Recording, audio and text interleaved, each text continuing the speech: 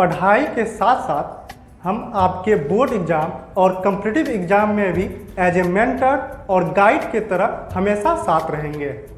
अपर study का मुख्य उद्देश्य यह है कि हमारे बच्चे को किताबों के साथ साथ एक्सपर्ट द्वारा कंसेप्ट बिल्डअप करवाना और साथ ही साथ हमारे एक्सपर्ट द्वारा तैयार किया हुआ बेस्ट मटेरियल प्रोवाइड कराना।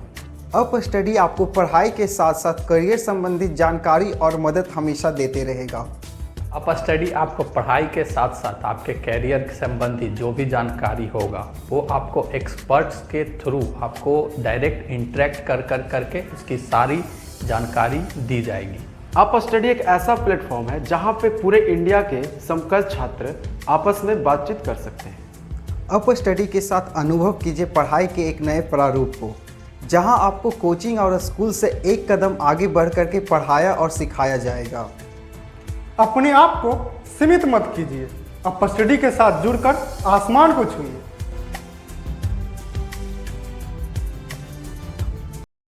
हेलो दोस्तों, welcome in up study online learning platform. मैं हूं सौरभ और आप लोगों को पढ़ा रहा हूं मैथमेटिक्स। तो दोस्तों, सबसे पहले मैं खुद को इंट्रोड्यूस कर दूं।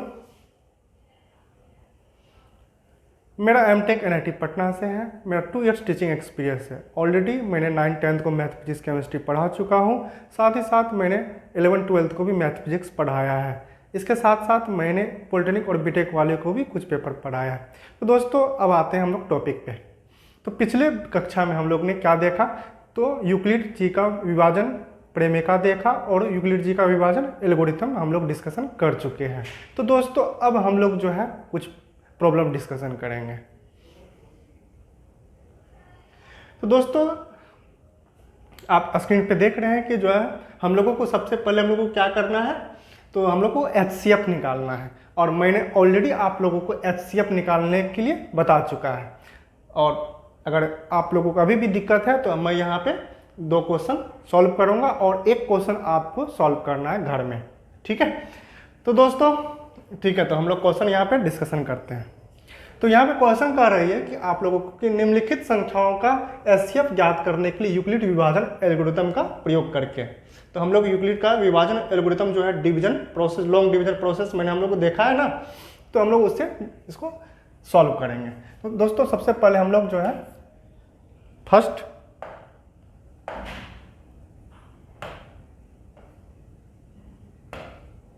सॉल्व करते हैं, ठीक है। तो यहाँ पे देखो दोस्तों, हम लोग का यहाँ पे क्या 2 नंबर है, ठीक है। 2 संख्या 100 क्या है 35 है और दूसरा क्या है 225 है। तो हम लोग क्या पढ़े थे कि A और B अगर क्या है 2 नंबर दिया गया है, ये A है और ये क्या है B है, और इसमें अगर B क्या है बड़ा है, ठीक है, B क्या है बड़ा है, तो हम लोग क्या करेंगे, इसको डिवीजन करेंगे, भाग देंगे। किसमें, जो बड़ा संख्या है उसमें भाग देंगे, किससे, छोटा से। तो बड़ा कौन है 225, छोटा कौन है इसमें 135। तो हम लोग क्या करेंगे 135 से इसमें भाग देंगे,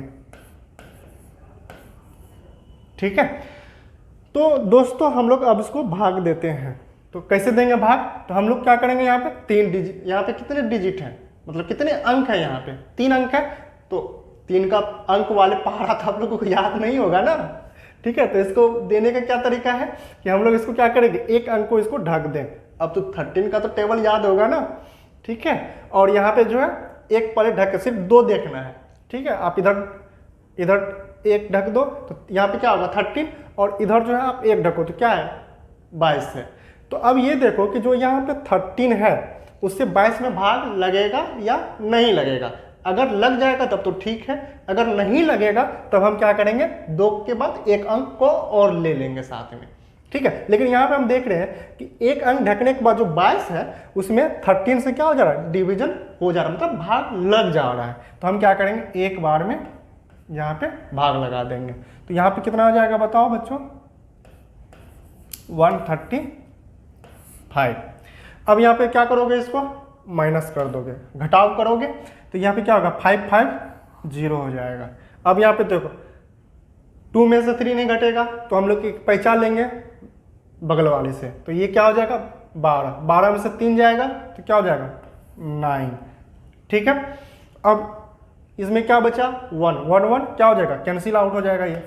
अब यहाँ देखो, तो हम लोग स्टेप क्या पढ़े थे कि स्टेप हम लोग पढ़ा था कि अगर a और b दो क्या है, इंटीजर है, ठीक है, और b क्या है, बड़ा है, तो जो बड़ा है उसमें हम लोग क्या करेंगे, भाग देंगे।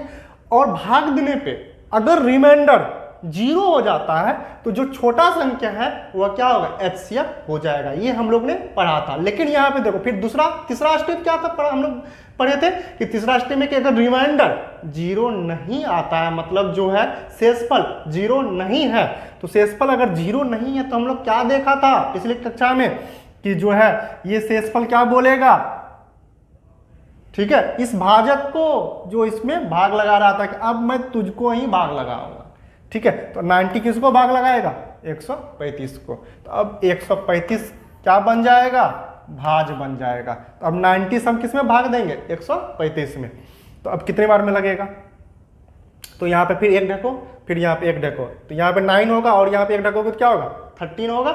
तो 9 से इसमें कितने बार में, 13 में जब भाग दोगे 9 से कितने बार में लगेगा, एक मतलब एक बार में, तो 1 से लग जाएगा यहाँ पे। तो अब यहाँ पे कितना आ जाएगा, 90। अब इसको क्या करोगे, माइनस, तो ये कितने आ जाएगी, 5 में से 0 5 और 13 में से 9 जाएगा, तो कितना आएगा, 4, ठीक है। तो दोस्तों ये अब आ गई 45, ठीक है। तो अब हम फिर क्या देख रहे हैं कि फिर से रिमाइंडर मेरा जो शेषफल है वह बच जा रहा है, और शेषफल अगर बच गया तो फिर क्या करेगा, शेषफल किसको भाग लगाएगा, ऊपर वाले भाजक को। तो अब ये 45 किसको भाग लगाएगा, 90 को, तो अब यहाँ पे क्या आ जाएगा, 90 आ जाएगा, ठीक है। अब कितने बार में भाग लग जाएगी, ठीक है। तो ऐसे देखो यहाँ पे 9 और यहाँ पे इसको ढको तो क्या 4, मतलब 2 बार में लगेगी, और 2 बार में जब इसको गुना करोगे तो ये क्या हो जाएगी, 90 हो जाएगी। तो ये देखो ये क्या आ गई, 0 0, मतलब जो शेषफल है अब मुझको फाइनली क्या मिल गया, 0, जिसका मुझको क्या था, तलाश, किसका इंतजार था हमको, 0 का, ठीक है। कहाँ पे 0 का इंतजार था, शेषफल में। तो यहाँ पे देखो शेषफल में हमको क्या मिल गया, 0 मिल गया, ठीक है। तो अब जब 0 मिल गया तो मैंने क्या बताया था कि अगर शेषफल जहां पे 0 मिल जाए हमको भाग में, तो उसके जस्ट ऊपर वाला जो क्या होगा, भाजक, ठीक है। तो जो भाजक है वह क्या है, 45। तो यहाँ पे जो भाजक रिमाइंडर से जो शेषफल से ऊपर है वह क्या है, 45। तो अब जो 45 है वही मेरा क्या होगा, एचसीएफ हो जाएगा, मतलब कि एचसीएफ ऑफ, ठीक है, किसका 135 और 225 का क्या हो जाएगा, 45 हो जाएगा, ठीक है। आप लिख सकते हैं 135 और 225 का HCF बराबर 45, ठीक है। तो दोस्तों ये आपको समझ आ गई होगी कि हम लोग को HCF कैसे निकालना है स्टेप बाय स्टेप, ठीक है दोस्तों। अब इस दोनों में किसको सॉल्व करें, बताओ किसको सॉल्व करेंगे बहुत का क्वेश्चन होगा कि नहीं सर आप इसको कीजिए, देखने में क्या लग रहा होगा, भारी लग रहा होगा ना, ठीक है दोस्तों। हम लोग इसको ही सॉल्व करेंगे। तो देखो यहाँ पे दोस्तों ये क्या है, 196 है, तो यहाँ पे देखो A इसको मानो B इसको मानो, तो A से B क्या है, बड़ा है।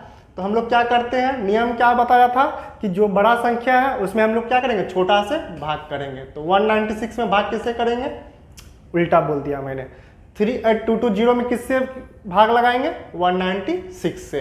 तो यहाँ पे देखो 38220 इसमें भाग लगाना है किससे, 196 से। तो क्या 196 का किसी को टेबल याद है, तो टेबल तो याद किसी को नहीं होगा, तो कैसे लगाना है, तो मैंने अभी तरीका बताया ना कि इसका एक अंक को ढक दो, ठीक है। तो यहाँ पे क्या है 19, अब 19 का टेबल तो याद होगा ना। अब यहाँ पे 3 को ढको, इधर 2 लो और इधर 2 लो, तो क्या होगा, 2 बार में लग जाएगा, क्या 19 दूना क्या हो जाएगा, 38 हो जाएगा ना। तो लेकिन उसके बाद देखो कि यहाँ पे क्या है, 6 है, 19 दूना 38 तो हो जाएगा, ठीक है। लेकिन यहाँ पे क्या 6 है, 6 का दुगना करोगे तो क्या होगा, 12 होगा, और 12 तो 2 यहाँ आएगा, एक इसमें क्या होगा ऐड होगा, तो क्या होगा 192 हो जाएगा ना, नहीं 392 हो जाएगा। तो उस केस में क्या होगा, ये ज़्यादा हो जाएगा, तो मतलब कि एक बार में ही हमको भाग लगाना पड़ेगा। तो हम एक बार में भाग लगाएंगे, तो ये क्या होगा 196। ठीक है, अब यहाँ पे माइनस कर दो, तो ये क्या होगा 12 में से 6 जाएगा 6। अब यहाँ पे देखो एक पैसा लिया था ना इससे, तो अब यहाँ कितना बचा 7। ठीक है, मतलब अब 7 बचा, 7 में से 9 घटेगा नहीं, तो इसे हम ले लेंगे, तो क्या होगा 17, 17 में से 9 जाएगा तो क्या हो जाएगा 8। अब यहाँ पे कितना बचा बता, 2 में से 1। ठीक है, तो अब यहाँ पे 2 बचा, 2 में से 1 चला जाएगा 1, ऊपर से क्या होगा 2 आ जाएगा। ठीक है, तो अब देखना कि कितने बार में भाग लगेगा। ठीक है, तो अब जो है भाग लगाने के लिए हमको क्या करना पड़ेगा, यहाँ पे फिर से 1 ढकना पड़ेगा, 19 हो जाएगा। ठीक है, अब यहाँ पे फिर 1 अंक ढको, यहाँ पे 2 अंक में से 1 ढको, यहाँ पे 4 अंक में से 1 ढको। ठीक है, काहे कि अगर तुम यहाँ पे 19 लेते हो, 19 लेते हो यहाँ पे 1 ढकने के बाद, और यहाँ 2 ढकते हो तो क्या होगा 18 आएगा, और 19 क्या है बड़ा है, 18 क्या छोटा है, तो हमको क्या करना पड़ेगा 1 अंक और लेना पड़ेगा। तो हम यहाँ पे 19 लिए और यहाँ पे क्या हो जाएगा 186। तो अगर 19 का 10 गुना करते हो, मतलब 19 गुना 10 क्या हो जाएगा 190 हो जाएगा। तो 190 क्या होगा 186 से ज़्यादा हो जाएगा। तो हम क्या करेंगे 10वां बार में नहीं लगा के 9वां बार में लगा लेंगे, तो 9 बार में लग जाएगा। अब यहाँ पे जो है 9 छाके कितना हो जाएगा 54। ठीक है, तो 5 मेरे पास बच जाता है, तो यहाँ पे देखो 5 लिख लो। ठीक है, अब 9वां क्या हो जाएगा 81। ठीक है, तो अब यहाँ पे देखो ये क्या हो जाएगा 6। अब मेरे पास क्या बच जाएगा, फिर यहाँ 8 बच गया। ठीक है, तो अब फिर यहाँ पे क्या होगा 9 से एक बार में 9। ठीक है, और 8 यहाँ पे बच गया, तो 9 8 क्या हो जाएगा 17। ठीक है, अब फिर यहाँ पे माइनस हो जाएगा, तो 12 में से 4 जाएगा क्या हो जाएगा 8, फिर 15 में से 6 जाएगा तो ये क्या हो जाएगा 9। ठीक है, और ये देखो ये क्या हो जाएगा कैंसिल आउट, और ये क्या होगा कैंसिल आउट हो जाएगा, और अब यहाँ से क्या होगा 0 आ जाएगा। ठीक है, अब है कि अब क्या आ गया मेरे पास 980 आ गया। ठीक है, तो अभी भी देखो ये क्रमबद्ध जो है क्या हो रहा है, यहाँ पे संख्या जो है वो क्या रही है आती जा रही है। ठीक है, इसलिए हम इसी से भाग लगाते जा रहे हैं, ऐसा यहाँ पे नहीं कर रहे हैं कि हम क्या करें जो शेषफल अभी शेषफल आया बचा ही नहीं है। ठीक है, अभी हम क्रमबद्ध ये भाग लगते जा रहा है। ठीक है, अभी शेषफल अब देखेंगे कि शेषफल क्या आता है, क्योंकि अब जितना नंबर यहाँ पे बचा था वह सभी नीचे आ चुका है। तो अब देखो अब कितने बार में लग जाएगी, तो अब यहाँ पे देखो इसको 1 ढको और इसको 1 ढको। ठीक है, तो हमको लग रही है कितने बार में लग जाना चाहिए 5 बार में लग जाना चाहिए ना। तो अगर 5 बार में लगाते हो तो ये कितने हो जाएगा 6 पंचे 30। ठीक है, अब फिर क्या हो जाएगा 6 पंचे 30, 0 क्या बच जाएगा मेरे पास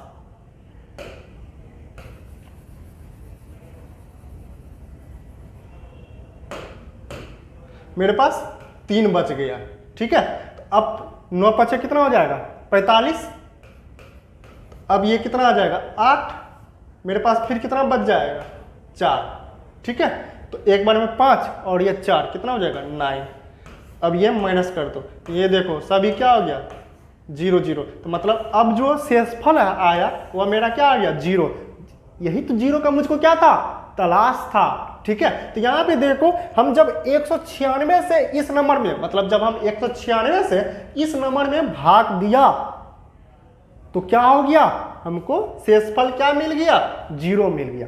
तो स्टेप फर्स्ट मैंने जो है जब मैंने एल्गोरिथम बताया था डिस्कशन किया था तो मैंने बताया था कि अगर संख्या a और b क्या है 2 इंटीजर संख्या है और b क्या है बड़ा है, तो हम a से जब b में भाग देते हैं और रिमाइंडर जब रिमाइंडर जो शेषफल है वह अगर 0 आ जाता है तो जो छोटा संख्या है वही क्या हो जाएगा HCF हो जाएगा। ठीक है, तो 196 और इस नंबर का जो HCF होगा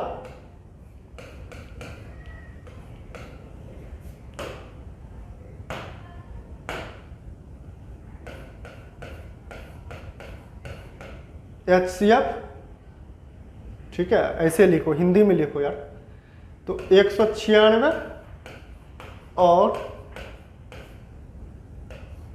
3 38 क्या है 38220 का HCF इक्वल टू कितना आ गया 196। ठीक है, तो ये दोस्तों आप लोगों को समझ में आ गई होगी कि हम लोगों को कैसे HCF निकालना है। ठीक है, तो अब जो लास्ट क्वेश्चन है वो आप लोग कर लीजिएगा इसको। ठीक है, वो आप लोगों के जिम्मा में चला गया। ठीक है, पैकेट में चला गया, आप इसको सॉल्व कर लेना। ठीक है, अब नेक्स्ट जो है हम लोग ये क्वेश्चन करेंगे जो आपके एग्जाम्पल का है। क्वेश्चन कर रही है, ठीक है, क्वेश्चन देखना कि एक मिठाई विक्रेता है, क्या है, एक मिठाई बेचने वाला है जिसके पास क्या है 420 काजू की बर्फियां हैं। ठीक है, ये मान लो कि इसमें जो है ये कितना है टोटल 420, ये क्या है काजू की बर्फी है। ठीक है, ये क्या है काजू की बर्फी है। फिर क्या है 130 बादाम की बर्फी है। ठीक है, मान लो अलग अलग परात में हम रख रहे हैं, परात मतलब प्लेट। ठीक है, तो अलग अलग प्लेट में हम क्या कर रहे हैं, परात में हम पहले रख रहे हैं। तो ये एक 420 था काजू की बर्फी और 130 जो है ये 130 है, ये क्या है बादाम की बर्फी है। ठीक है, ये बादाम की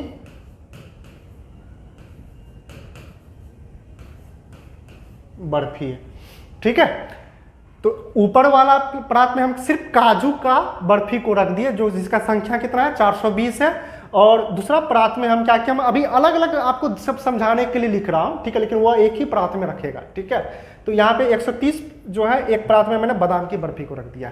अब क्या बोल रहा है कि भाई वह इनकी ऐसी ढेड़ियां बनाना चाहता है, मतलब उसको ऐसे जमा करना चाहता है एक दूसरे पे, मतलब एक बर्फी पे बर्फी करके रखना चाहता है कि प्रत्येक ढेड़ी में बर्फियों की संख्या क्या हो जाए समान रहे। मतलब कि प्रत्येक ढेड़ी में जितना भी ढेड़ी लगाएगा ना उसमें बर्फी की संख्या, मतलब कि ढेड़ी कैसे लगेगा, जैसे काजू मतलब ये काजू को चौकते चले जाओ, काजू पे काजू को रखते चले जाओ, ये क्या होगा ढेड़ी लग गया। किसका लग गया, काजू का बर्फी का। उसी तरह से फिर ढेड़ी किसका लगेगा, बादाम की बर्फी का। ये बादाम की बर्फी। ठीक है, तो ये क्या हो जाएगा, बादाम का बर्फी का ढेड़ी लग गया और ये क्या लग गया, काजू की बर्फी का ढेड़ी लग गया। तो इस तरह से वो क्या करना चाहता है, चौंकना चाहता है। ठीक है, ढेड़ी लगाना चाहता है बर्फी का प्राप्त में। तो कहता है कि न्यून, और इस तरह से तुम लगाओ कि अगर ये जो परात है, ठीक है, ये बड़का परात है जिसमें दोनों को हमको रखना है। ठीक है, तो इस तरह से तुम इस परात में दोनों को ढेरी लगाओ कि जो संख्या, मतलब जो जगह जो छेके, ठीक है, मतलब जो एरिया कम लेना चाहिए, मतलब स्पेस जो छेके ये दोनों काजू की बर्फी और बादाम की बर्फी वह कम एरिया को छेके, मतलब छोटा प्लेट में एक तरह से कह सकते हो छोटा प्लेट में आ जाओ, इसके लिए हमको बहुत बड़ा तसला नहीं लेना पड़े। ठीक है, तो इस काम के लिए प्रत्येक ढेरी में कितनी बर्फियां रखी जा सकती है, तो कहता है कि इस काम के लिए प्रत्येक ढेरी में कितनी बर्फी हमको रखना पड़ेगा। तो दोस्तों आप लोगों को बात समझ में आ गई होगी कि हमने मेरे पास क्या 420 काजू की बर्फी है, 130 बादाम की बर्फी है, और इसको हमको क्या करना है, ढेरी लगाना है। क्या करना है, ढेरी लगाना, और इस तरह से ढेरी लगाना है कि जो है ये कम स्थान घेरे। तो यही तो बात है कि कम स्थान घेरे। तो कम स्थान घेरे मतलब क्या हुआ, क्या मतलब हुआ, कम स्थान कब घेरेगा, अगर तुम कम का ढेरी लगाओगे। मान लो कि ये चार, मतलब जो काजू की बर्फी है इसका कम का ढेरी लगाओगे तो क्या होगा, ढेरी ज्यादा बढ़ेगा कि नहीं बढ़ेगा। फिर उसी तरह से अगर बादाम की बर्फी का ढेरी क्या करोगे, तुम कम करके लगाओगे तो संख्या क्या हो जाएगा, ढेरी का बढ़ जाएगा, और संख्या जब ढेरी का बढ़ेगा तो जगह क्या होगा, ज्यादा छेकेगा। तो अगर कम हम चाहते हैं कि जगह क्या स्पेस कम ले, तो इसके लिए हमको क्या करना पड़ेगा, इसके लिए हमको ढेरी पे जो संख्या है बर्फी का उसको क्या करना पड़ेगा, बढ़ाना होगा। क्या करना होगा, बढ़ाना होगा। तो अब बात क्या आ गई कि मतलब एक ढेरी में कितना ज्यादा से ज्यादा बर्फी को रख सकते हैं, और रखने का तरीका क्या होगा। तो रखने का तरीका ये है कि काजू की बर्फी जिसका संख्या कितना 420 और बादाम की बर्फी जिसका संख्या कितना 130, इस दोनों को हम इस तरह से ढेरी में रखें कि ढेरी में जो संख्या है दोनों में, चाहे काजू की बर्फी हो या बादाम की बर्फी हो, उस ढेरी में बर्फी का संख्या क्या होना चाहिए, समान होना चाहिए। मतलब दोनों बर्फी के ढेरी में, दो प्रकार के जो बर्फी का ढेरी है दोनों में बर्फी की संख्या समान हो। और बात क्या है कि ढेरी कम लगे, तो ढेरी कम लगे तो जितना जितना हम एक पे क्या कर सकते हैं, बर्फी को रख सकते हैं। तो मतलब बात क्या आ गई कि कितना ज़्यादा से ज़्यादा रख सकते हैं, मतलब मैक्सिमम वैल्यू कितना हो सकता है डेयरी में बर्फी का, मतलब मैक्सिमम वैल्यू जैसे ही बात कर दिए तो बात किसका आ गई, HCF का, महत्तम समावर्तक का। बात समझ में आई? ठीक है, तो हम क्या कर देंगे, तो यहाँ पे एक 420 मतलब 130 जो बादाम की बर्फी है और 420 जो काजू की बर्फी है, इसका क्या करना होगा, महत्तम समावर्तक निकालना होगा। बस बात खत्म। तो अब बात क्या आ गई, क्योंकि महत्तम समावर्तक निकालना है, तो ये क्या, मान लो ये A है और ये क्या B है, ये संख्या क्या बड़ा है और ये क्या छोटा है, तो हम क्या करेंगे, डिवीजन कर देंगे। ठीक है, तो ये कितने बार में लग जाएगी, ठीक है, तो ये इसको एक ढको, इसको एक ढको, तो 13 का पारा टेबल पढ़ो, क्या हो जाएगा, 13 दूनी 26 39 ना, तो 3 बार में लग जाएगी ना।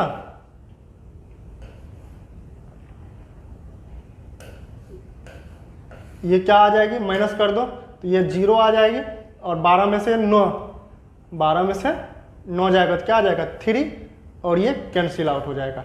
तो देखो जब मैंने भाग लगाया तो क्या आ गया, रिमाइंडर आ गया, मतलब शेषफल बच गया। तो फिर शेषफल जब बच गया और हम निकाल के आ रहे हैं HCF महत्तम समावर्तक, तो मैंने क्या बताया था कि जब शेषफल बच जाए तो क्या करना है, ये शेषफल किसको भाग लगाएगा, भाजक को, जो ऊपर वाले हैं, तो 30 किसको भाग लगाएगा, 130 को, तो कितना बार में लग जाएगा, 4 बार में। तो ये हो जाएगा 4 तिया 12 120, ये माइनस कितना आ जाएगा 10 और ये कैंसिल। अब फिर शेषफल बच गया, तो ये तब तक स्टेप चलेगा जब तक हमको क्या नहीं मिल जाए, रिमाइंडर 0 ना मिल जाए, तो फिर भाग लगेगा। 10 किसको भाग लगाएगा, 30 को। तो अब देखो लग जाएगी क्या, कितने बार में, 3 बार में, तो 30 आ गई। और ये देखो इसी का तो मुझको तलाश था, रिमाइंडर क्या आ गई, 0 आ गई। जब 0 आ गई तो महत्तम समावर्तक क्या होगा, तो 0 के जस्ट ऊपर वाला क्या है, 10। तो मतलब ये जो 130 और 420, तो 130 और 420 का HCF कितना आ गया, 10। तो हम लिखेंगे यहाँ पे एक स्टेटमेंट करके लिखेंगे कि टोटल, ठीक है, हम ऐसे लिखेंगे कि प्रत्येक ढेरी में 10 बर्फियां, नहीं क्या लिखना होगा हम लोगों को, कि प्रत्येक ढेरी में क्या लिखना होगा, प्रत्येक ढेरी में बर्फी की संख्या समान रहे तथा बर्फी का स्थान घेरे। तो हमको स्टेटमेंट क्या लिखना होगा, तो ये हमसे क्या पूछा था कि टोटल ढेरी में जो बर्फियों की संख्या समान है तथा ढेरी में बर्फी प्रांत में न्यूनतम स्थान घेरे, इस काम के लिए प्रत्येक ढेरी में कितनी बर्फी रखी जा सकती है। तो इस काम के लिए हमको प्रत्येक ढेरी में लिखना होगा कि काजू की बर्फी और जो बादाम की बर्फी है इसकी 10-10 बर्फी रखी जा सकती है। ठीक है, तो ये स्टेटमेंट नीचे मेंशन कर देना। ठीक है, तो ये क्वेश्चन आपको समझ आ चुकी होगी। तो हम लोग जो है अब नेक्स्ट क्वेश्चन पे आते हैं। अब देखो नेक्स्ट क्वेश्चन है आपका एक्सरसाइज का। ठीक है, तो यहाँ पे आपको क्वेश्चन कह रही है कि किसी परेड में, परेड समझते हो ना, ठीक है, क्योंकि मैं बिहार पटना से हूँ तो गांधी मैदान में जो है 26 जनवरी 15 अगस्त को जो है परेड होती है, तो हम कई बार गया देखने को। ठीक है, तो आप लोग में बहुत सारे ऐसे होंगे जो या तो जाके फील्ड पे देखते होंगे या नहीं तो 26 जनवरी या 15 अगस्त को लाइव देखते होंगे। ठीक है, तो आप लोगों को पता होगा परेड क्या होता है। ठीक है, तो परेड में जैसे 6 से 16 सदस्यों वाली एक सेना की टुकड़ी है। ठीक है, तो अब ये बोल दिया कि भाई ये देख लो, ठीक है, ये सेना है।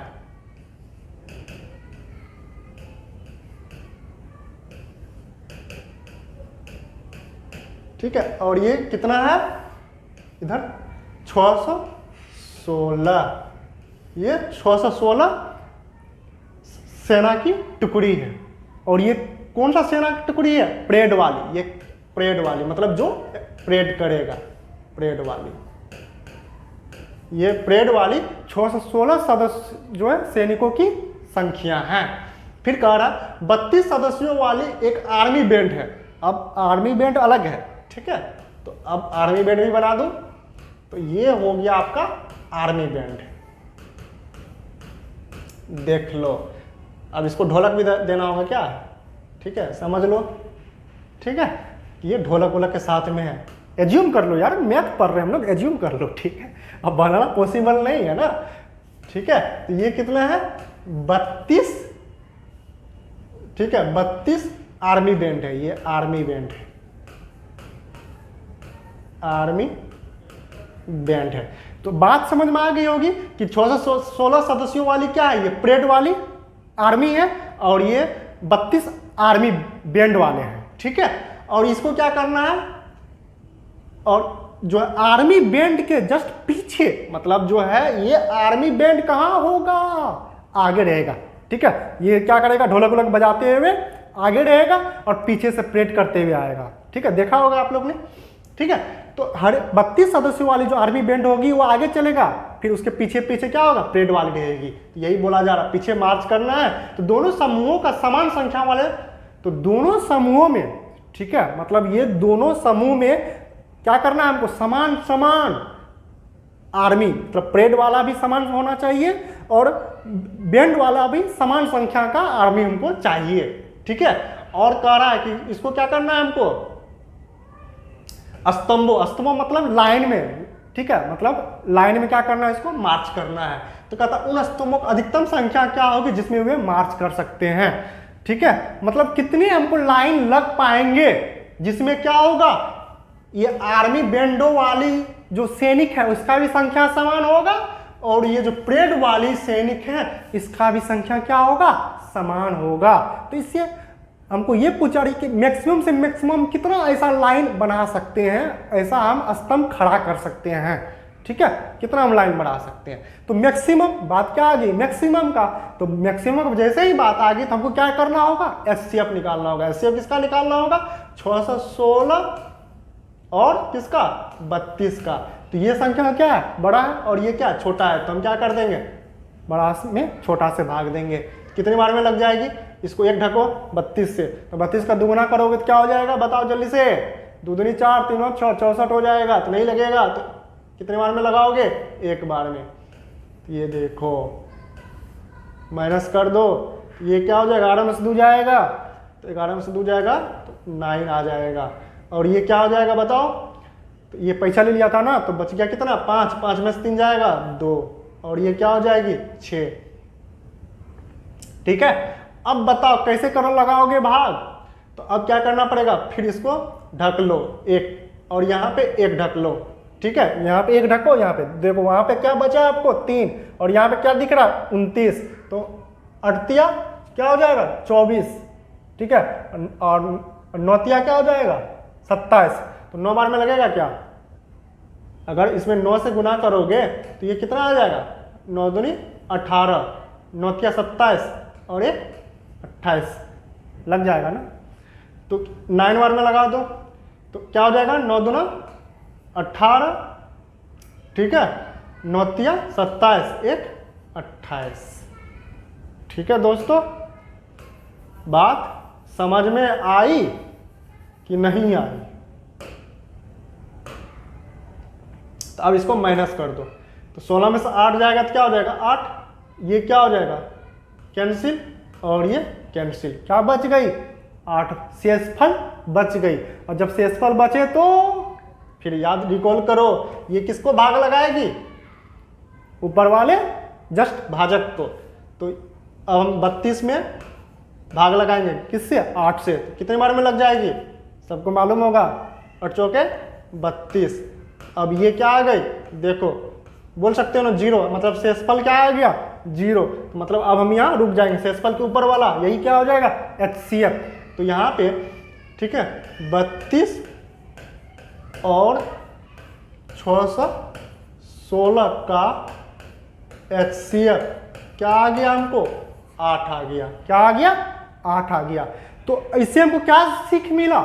इससे हमको ये सीख मिला कि 8 जो है लाइन बनेंगे, ठीक है, 8 लाइन ऐसे बनेंगे जिसमें परेड वाली और आर्मी वाले दोनों का संख्या क्या होगा, आप इसका और इसका दोनों का क्या होगा, बराबर होगा। तो अब ये बताओ कि अगर मैं ये पूछूं, ठीक है, अगर मैं ये पूछूं कि ठीक है 8 लाइन तो बनेंगे, ठीक है, ये कितने लाइन बनेंगे, 8।